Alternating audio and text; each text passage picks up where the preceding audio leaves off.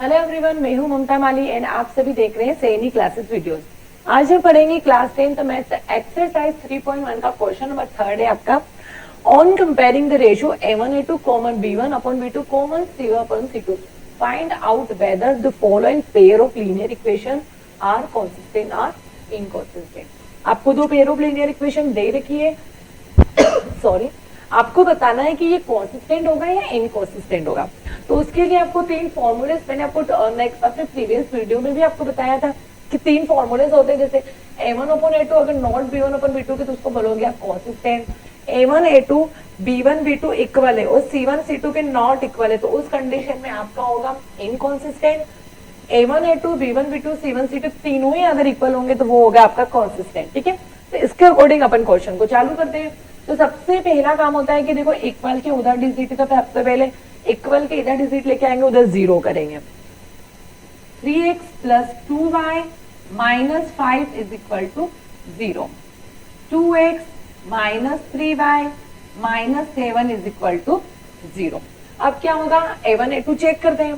ठीक है, तो a1 अपॉन a2, यहाँ पे a1 a2 कितना है 3 upon 2, coma b1 upon b2 कितना है 2 अपॉन साइन के साथ, हमेशा साइन के साथ लिखोगे, कोमा c1 अपॉन c2।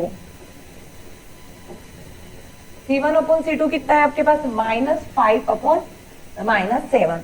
देखो इस क्वेश्चन में अगर कोई डिजिट डिवाइड होती है तो देखते हैं, c2 से कोई डिवाइडेशन नहीं, 2 से कोई डिवाइडेशन नहीं, यहाँ से माइनस ब्रेक होता है, पर c तक तो आपको जाना भी नहीं। क्यों, यहाँ पे a1 a2 b1 b2 he not equal है आपका, तो a1 upon a2 not b1 upon b2 के, तो आपकी कौन सी कंडीशन अप्लाई होती है यहाँ पे, कॉन्सिस्टेंट। ये लिख रखा है मैंने यहाँ पे, ठीक है, कॉन्सिस्टेंट। तो ये आपका क्या होगा, आपका कॉन्सिस्टेंट।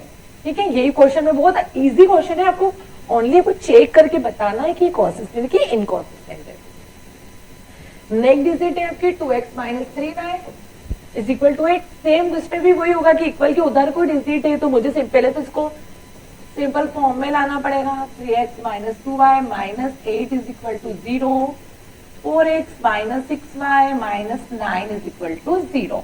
अब वही a1 a2 b1 b2, a1 a2 equal है 2 upon 4, coma b1 upon b2 है इक्वल, डिजिट क्या है आपके -3 -6 हमेशा। आप और क्वेश्चन में साइन का जरूर ध्यान रखें। c1 अपॉन c2 कितना दे रखा है आपके पास -8 अपॉन -9। ठीक है, चेक करते हैं क्वेश्चन में क्या डिवाइडेशन हो रहा है, क्या साइन कट रहे हैं। देखो यहाँ से साइन ब्रेक होता है, 2 2 2 सा 2 1 सा 2 2 2 सा 4, ये भी कट रहा है, ये डिजिट नहीं कट रही है। तो ठीक है, यहाँ पे a1 और a2 जो है आपका, a1 अपॉन a2 जो है आपका इक्वल है, पहले इसको लिख देती हूँ कि डिजिट आई क्या अपने पास। ठीक है, a1 a2 की डिजिट क्या आई है हाफ, b1 अपॉन b2 की डिजिट क्या आई है आपकी half, coma c1 upon c2 की डिजिट क्या आई है आपके पास माइनस। ये तो कोई डिवाइडेशन नहीं हो रहा है। देखो यहाँ पे जो आपका a1 a2 b1 b2 के इक्वल है but not c1 upon c2, तो इसको लिखोगे किसे आप, a1 a2 b1 b2 के इक्वल है but not equal c1 upon c2। ठीक है, तो इस कंडीशन में आपका आंसर क्या होना चाहिए कि अगर a1 a2 इक्वल है b1 b2 के, नॉट इक्वल है c1 अपॉन c2 के, तो इस कंडीशन में आपका होगा इनकॉन्सिस्टेंट। इस कंडीशन में होगा आपका इनकॉन्सिस्टेंट। ठीक है, सेकेंड पार्ट। अब इसी का थर्ड पार्ट लेते हैं, वही 3 अपॉन, देखो इस बार आपको फ्रैक्शन में डिजिट दी है तो कोई बात नहीं, इजी क्वेश्चन होगा ये भी। ठीक है, इसके लिए भी आपको सबसे पहले चेंज करना पड़ेगा।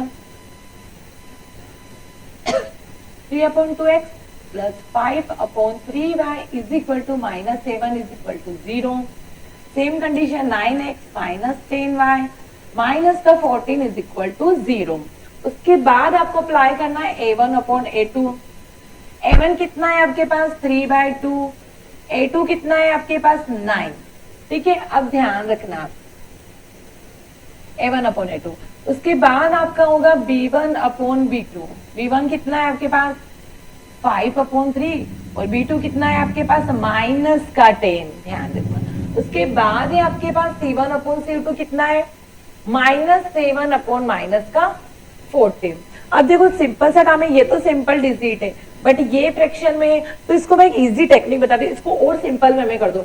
देखो आप क्या करो, अगर ये फ्रैक्शन में है तो आप इसको भी फ्रैक्शन में कर दो, ठीक है।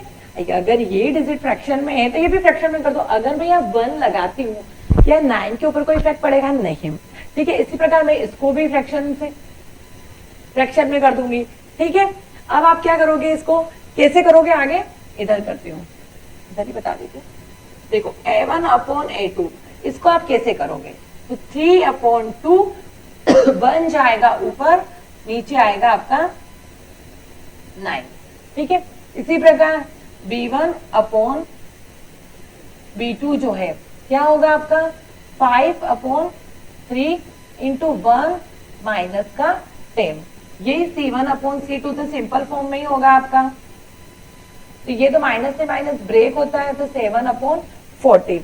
अब यहाँ पे क्या होगा, देखो कुछ कट रहा है क्या, यस, क्या कट रहा है, 3 1 जा 3, 3 3 जा 9, यस, ये कट रहा है। यहाँ से कुछ 5 1 जा 5 2 जा, यहाँ पे 7 2 बार में, ठीक है। चेक करते हैं कि क्या इक्वल है कि नहीं है। तो A1 अपॉन A2 कितना आ रहा है आपके पास, 1 का मल्टीप्लीकेशन 1 में और 2 का मल्टीप्लीकेशन 6 में, तो ये आ रहा है। और B1 अपॉन B2 आ रहा है आपके पास 1 1, और नीचे आपका 3 इंटू 2 बचता है। देखो 1 का 1 में करोगे तो 1, और 3 का 2 में करोगे और साइन के साथ -6 है। और थर्ड है आपका C1 अपॉन C2 कितना है, 1 अपॉन 2।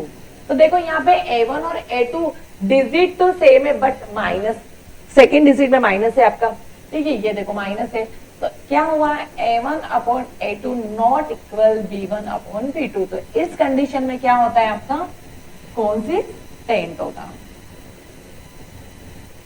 ठीक है, कॉन्सिस्टेंट होगा। इस कंडीशन में आपका होगा कॉन्सिस्टेंट। नेक्स्ट डिजिट है आपकी दो, सेम प्रोसेस वही होगी। सबसे पहले आप इसको इजी वे में लेके आओगे, तो 5x minus 3y minus 11 is equal to 0। ये 4 नहीं है, ये 11 है। उसके बाद ये minus 10x plus 6y minus 22 था, इधर आके प्लस का 22 is equal to 0। Same process A1 upon A2 equal, देखो 5 साइन हमेशा ध्यान रखें, B1 upon B2 minus 3 upon plus का 6 कोमा C1 अपॉन C2। बड़े इजी क्वेश्चन है यार, माइनस 11 अपॉन 22। यहाँ पे देखो कोई डिवाइडेशन होता है तो डिवाइड कर ही लेते हैं, 5 2 2 एंड 2। तो देखो यहाँ तो तीनों ही हाफ के आ रहे हो, सबके साथ साइन भी है। तो A1 अपॉन A2 कितना बचा, माइनस का, B1 अपॉन B2 कितना बचा, माइनस का half, coma C1 upon C2 बचता है माइनस का हाफ। यानी कि A1 A2 B1 B2 C1 C2 तीनों ही आपके क्या है, इक्वल है।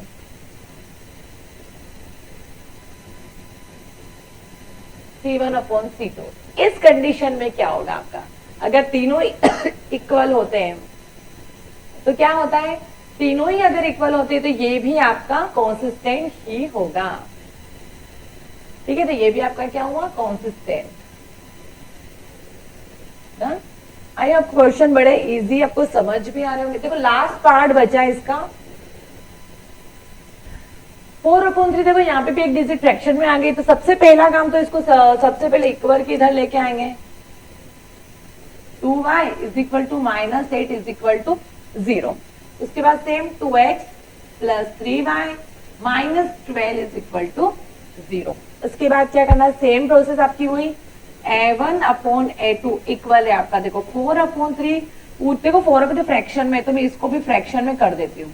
उसके बाद कोमा लगाओगे, B1 अपॉन B2 कितना है, 2/3, कोमा C1 अपॉन C2 कितना है, माइनस 8 माइनस का 12, ठीक है। कुछ पहले इसका ये कर लेते, A1 अपॉन A2 4/3, ऊपर जाएगा 1 2, ऊपर जो लास्ट में है वो ऊपर जाके, ठीक है। फिर आता है आपका B1 अपॉन B2 2/3, फिर है आपका C1 अपॉन C2 देखो माइनस से माइनस ब्रेक हो रहा है,